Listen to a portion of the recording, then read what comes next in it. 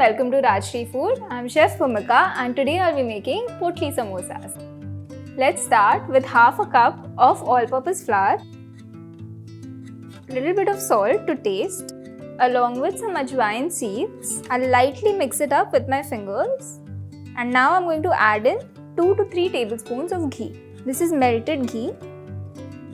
This will ensure that our samosas are nice and flaky from the outside when we fry them. Mix the ghee well into the flour. It should form like a breadcrumb texture, and once you hold a little bit of flour in your palms and press it, it should form lumps. And when you press it again, the lumps should break. This is how you know that the samosa is going to be nice and flaky. Now we're going to make a dough using some water. I'm going to add 3 tablespoons at once, and then little by little, if required, I'll add a tablespoon at a time. All you have to do is knead this for a minute or 2. The ghee smells amazing when you're kneading the dough. So now it's time to rest this for about 15 to 20 minutes. While the dough is resting, let's make the filling. I'm going to start with a little bit of ghee in the pan, along with a teaspoon of oil, some green chilli and ginger, and a teaspoon of jeera.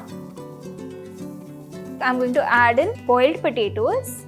I've boiled this for 3 whistles and just peel them and chop them up into chunks.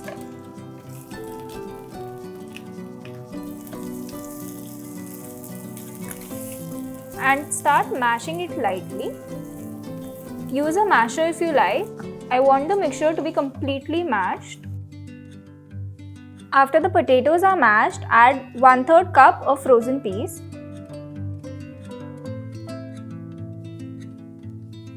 Now it's time to season this. I'm going to add in a good pinch of salt. I'm using 1 tablespoon of this green chutney over here. If you want to know how to make this, let me know in the comment section below. A little bit of haldi, half a tablespoon of dhania powder. Mix and mash this well.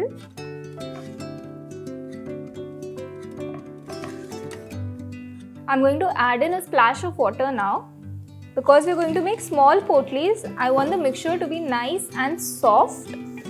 That's the reason why I'm adding a little bit of water. The potatoes will start binding with each other. The mixture smells amazing right now. It's not too dry and not too wet. It's the perfect consistency. Now it's time to switch off the flame and let the mixture cool completely. The dough is ready. The mixture has also cooled down. So let's make the potlis now. I'm just going to take this out on the counter and roll it into a thin sheet. Make sure the sheet is extremely thin so that your potlis are nice and pretty looking. Now I'm going to cut this into squares. So what I'm doing is I'm cutting it through the center. And I'm just going to trim the edges. Now it's time to make the potlis. Let's start here with a little bit of filling in the center. I'm going to fold the edges in first, seal them together, and then eventually make pleats to form a potli shape. Once you gather all the sides, just start pinching where the filling ends and lift it up. And with our trimmings, I'm just going to make a small string to make it look like a potli. Similarly, I'm going to turn this dough into some potlis.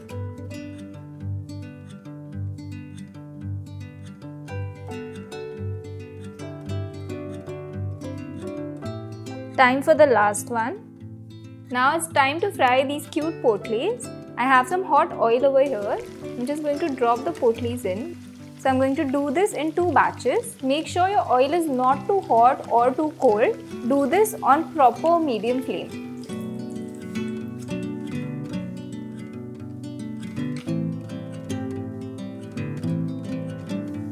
Time to fry the second batch. Once these potlis turn golden brown, you can take them out of the oil and drain them on some kitchen towel.